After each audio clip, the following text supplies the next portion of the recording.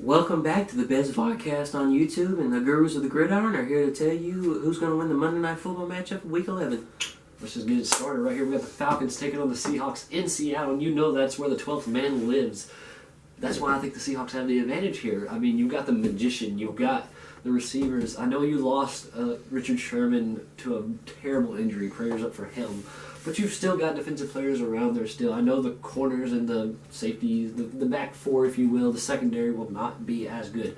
But that front seven is still there. If you get pressure on Matt Ryan, force him to throw quick passes, make that running game non-existent, which it really has been almost all year non-existent. Just keep it non-existent, and let the magician himself, as Colton calls him, the magician, let him get his rhythm going, let him score the points, let him take over the field. Pete Carroll, this is where you got to show that you are one of the best coaches in football. Right here, you've got a test against a Falcons team that has declined since their Super Bowl run last year, but they're still a good team. They still have talent in Matt Ryan and Julio Jones, Devontae Freeman. All names are all around, and you just saw what they did to the Cowboys. My heart is broken. 6 sacks from that one player. I forgot his name off the top of my head, but if one player gets 6 sacks, you best know that he is fired up right now to do whatever. Bring Mr. Claiborne. You better bring it because he's fired up. But anyway, Seahawks with that 12th man, I feel like the crowd gives Matt Ryan a hard time calling audibles, calling plays, things like that. So watch out for that in this game. I'm expecting a great Monday Night Football game this week, but I think the Seahawks can pull it out at home with that 12th man advantage. You know what?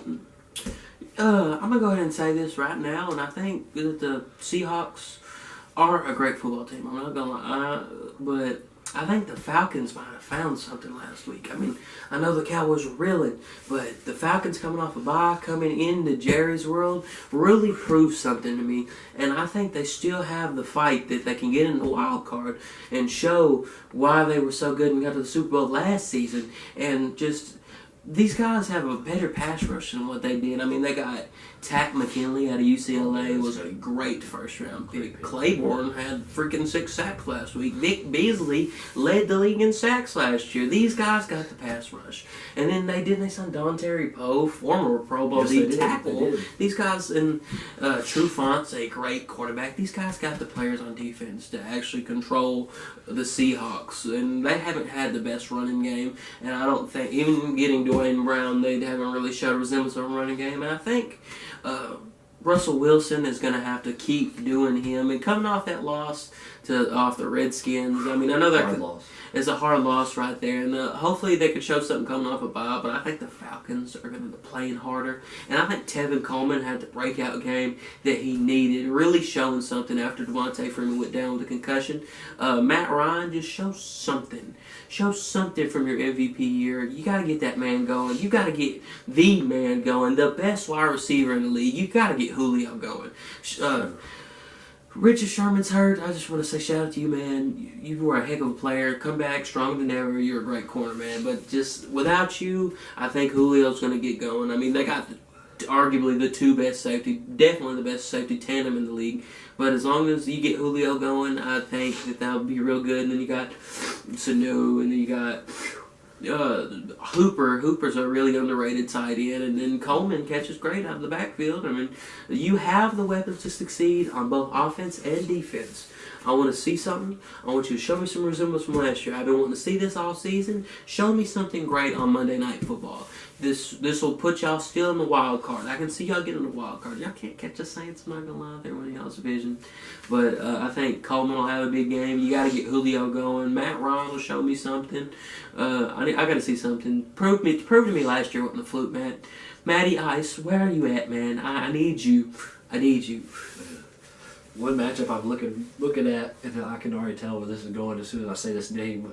Shaquille Griffin, a rookie corner, is probably going to have to take on Julio Jones, a veteran receiver.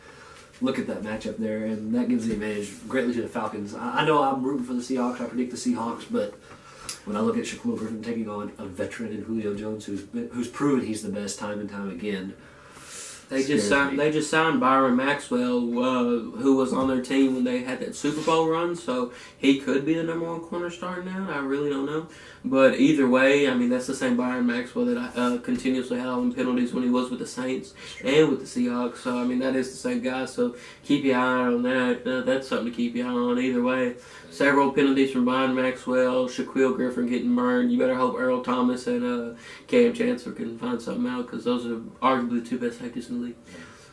Well, anyways, that was our Monday Night Football prediction. You know, Monday Night Football has arguably been the best matchups this year. I've loved every Monday Night Football game, almost more than Thursday Night Football. I know they consider that the prime game of the week and everything, but Monday Night Football has put up some great games this year.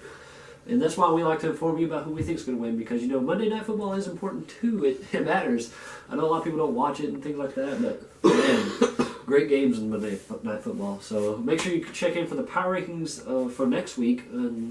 Thursday Night Football for next week, Fantasy Friday. You know the gist. Keep an eye out for those random videos that we might post. I think we've got a teaser, and it's not on the offensive side of the ball, if you know what I'm saying. Just be ready for that at any moment. That's it for the Gridiron Gurus. Until next time, we're signing out.